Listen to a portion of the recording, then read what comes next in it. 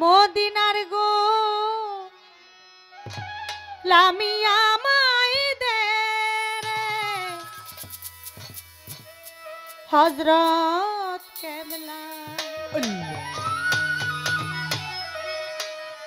মদিনার গোলামি আমায় দে।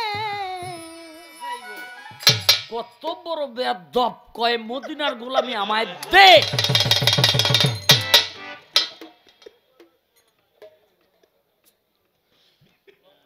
মানুষে বুঝ যায় না বুঝ যায় বায়না করে বয়ে থাকে।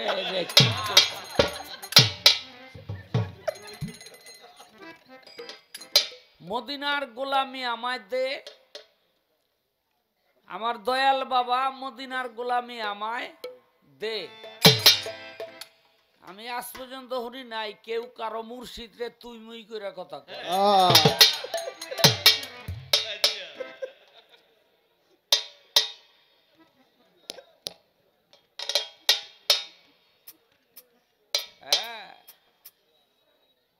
এবার আসেন, দুঃখ এটা না, দুঃখ অন্য জায়গায়। দুঃখ হইল মদিনার গোলামি আমায় দে, আমার রশিদ বাবা মদিনার গোলামি আমায় দে। আমি তো তোমারে কিছু কই না, এই গান যে লেখছে ওরে আমি খুঁজতাছি।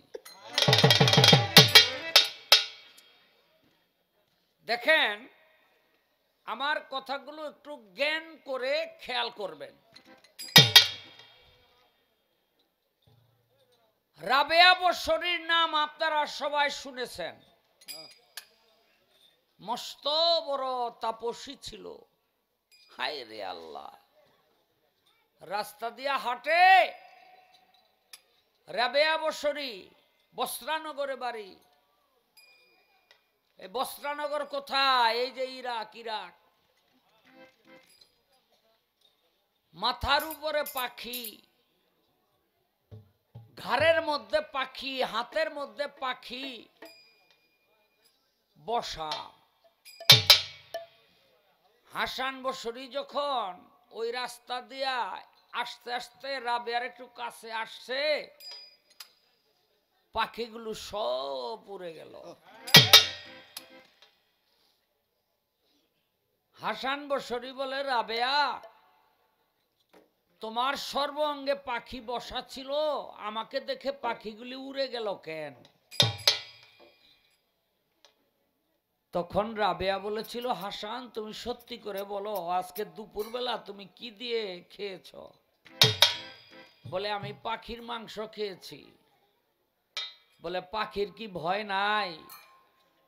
তোমার আমার এখান থেকে একটা পাখি ধরে যদি তুমি খেয়ে ফেলো, এই জন্য পাখি তোমার কাছে নিরাপদ না।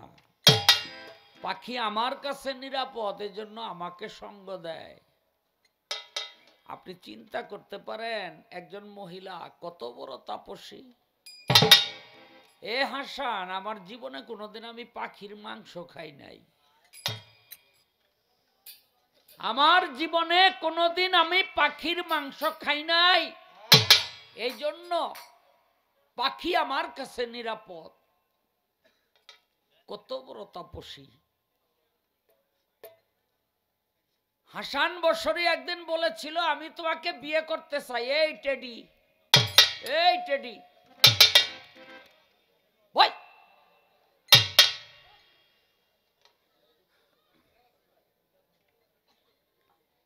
আমি তোমাকে বিয়ে করতে চাই। রাবেয়া বলেছিল, তুমি পুরুষ না নারী?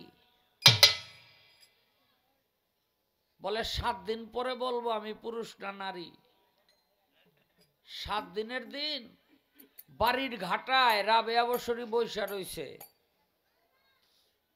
একটা লাশ নিয়ে যায় রাবেয়ার বাড়ির সামনে দিয়া। রাবেয়া কয়, কার লাশ? বলে হাসানের। কয় না, এটা হাসানের লাশ হইতারে না। কয় না, এটা হাসানের লাশ, নামাও। কয় কেন? কয় হাসান বলছে আমি প্রশ্ন করছিলাম তুমি পুরুষ না নারী, সে বলছিল 7 দিন পর জবাব করবে। আজকে হইল 7 দিন, আমার জবাব না দিয়া তো হাসান মরতে পারে না। নামাও, নামাইছে। এ হাসান কইয়া গেল না পুরুষ না নারী? হাসান বসরি এই যে কাপড় চোপড় কাফনের কাপড় পরাইয়া গোরস্থানে লয়ে যাইতেছে, ওই অবস্থায় খাটিয়ার উপরে উঠা বইছে। কয় রাবেয়া, যতদিন দেহের মধ্যে প্রাণ ছিল ততদিন নিজেকে পুরুষ ভেবেছিলাম, কিন্তু আজ আমি যে নিজেই নারী কোনোদিন বুঝি নাই। আজকে আমি যাইতেছি জগৎ স্বামীর সংসার করতে।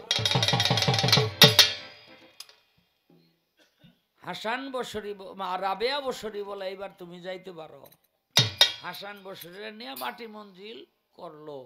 আমি শুধু রাবেয়ার গুরুত্বটাকে বোঝানোর জন্য এই কথাগুলো বললাম। আমার নবী করিম সাল্লাল্লাহু আলাইহি ওয়াসাল্লাম রাত্রিবেলা স্বপ্ন যুগে রাবেয়াকে আয়েশা বলে, রাবেয়া তুমি আমাকে কেমন ভালোবাসো? রাবেয়া কয়, এই প্রশ্ন পাওয়ার আগে আপনার একটা প্রশ্নের জবাব দিতে হবে। বলে কি? বলে একটা তরবারির খাপের মধ্যে কয়টা তরবারি রাখা যায়? আমার নবী করিম সাল্লাল্লাহু আলাইহি ওয়াসাল্লাম কয় একটা। বলে আমার একটাই মন আল্লাহরে দিয়ে দিছি, এখন আপনার যে ভালোবাসবো আমার জায়গাটা কই? কি দিয়া? আপনারে ভালোবাসার তো আমার জায়গা নাই। কথাটা এই জন্য বললাম, মদিনার গোলামি আমায় দে, আমার মুর্শিদ বাবা মদিনার গোলামি আমায় দে। তুই মুই কইতাছ এটা তো একটা বিরাট বেদবি হইতেই আছে, লগে আবার কইতাছ মদিনার গোলামি দে, তাই বাপে কি? এই মুর্শিদ ভজন করার পর, তোমার পীরের ভজন করার পর, এরপরও তুমি মদিনার গোলাম হইতে চাও কেন? এই গোলামিতে তোমার পোষে না। রসুল যদি তোমার সামনে দিয়ে এটা যায়, তুমি তো চিনবা না যে এটা আল্লাহর রসুল, কারণ কোনোদিন দেহ নাই। তো এই মদিনার গোলামি চাও কে? এই বাদাইম্যা গান লেখছে কেডা? রজ্জবালি দেওয়ান সাহেব গান লেখছে, যাবি যদি মাসুক রূপ দর্শনে আল্লাহর আশেকান বসো অলি আল্লাহর ধ্যানে। সেই অচেনারে চিনতে হলে চলো একজন চীনা লোকের শনে, আল্লাহর আশেকান বসো অলি আল্লাহর ধ্যানে। পাক কালাম পাঠাইলেন সাই, কোরআন খুলে দেখো তাই কি বলেন সাই আপন পাক জবানে। আমার নবীকে যে ভালোবাসে সে আমাকে ভালোবাসে, ছায়া কায়া দুইজন একজনে। পরে হিগা আইতাছে সামনে, হিগা পরে।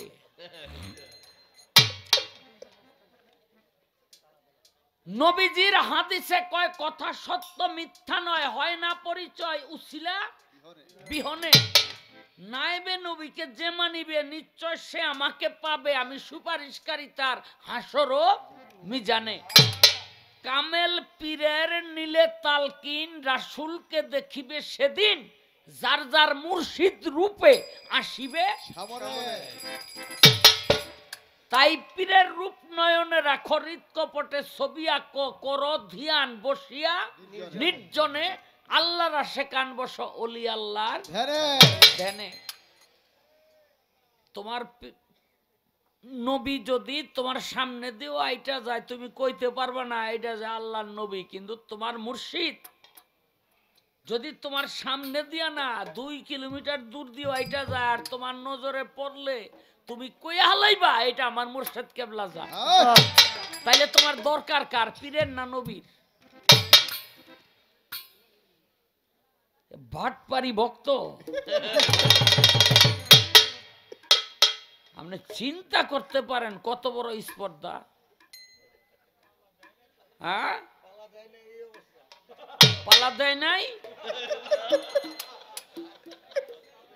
পালা দিলে এডি কইতেইব এত কম দামের বয়াতি আমি না।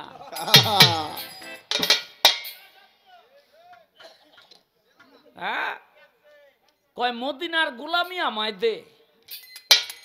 আরে তুমি পীরের গোলামি করো, মদিনা তোমার সামনে আইব। তুমি মুর্শিদের গোলামি করো, মদিনা তোমার সামনে আইবো। সামনে আইবো। এই রাখ, মস্ত বড় একজন বাদশা রাস্তা দিয়া দৌড়ায়। এক পাগলা কয়, কিরে দৌড়াস কেন? কয়, আমি আল্লাহরে পাইতে চাই। কয়, তোর গায়ের মধ্যে বাদশাই জামা আর তুই আল্লাহরে পাইতে চাস?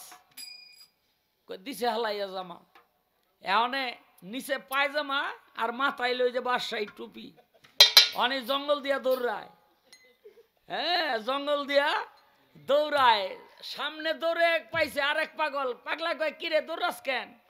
কয়, আমি আল্লাহরে পাইতে চাই। কয়, তোর মাথার মধ্যে বাদশাহী মুকুট আর পায়ের মধ্যে হইল বাদশাহী পায়জামা, মনে হয় তুই কোন এলাকার বাদশা রে। কোন বাদশায় আল্লাহরে পায় না, কারণ আল্লাহ হইল মহান বাদশা। হ্যাঁ, কোন বাদশার কাছে আইব? কি করছে?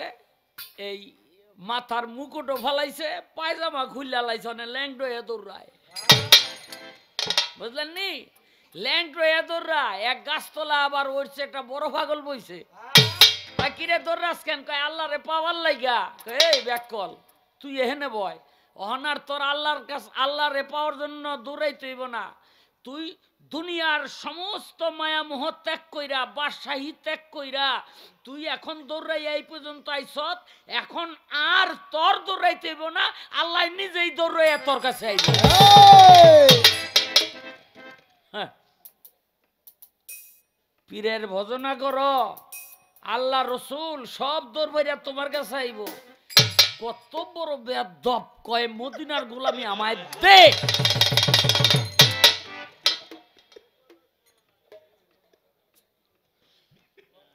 মানুষে বুঝ যায় না বুঝ যায়, বায়না করে বয়ে থাকে।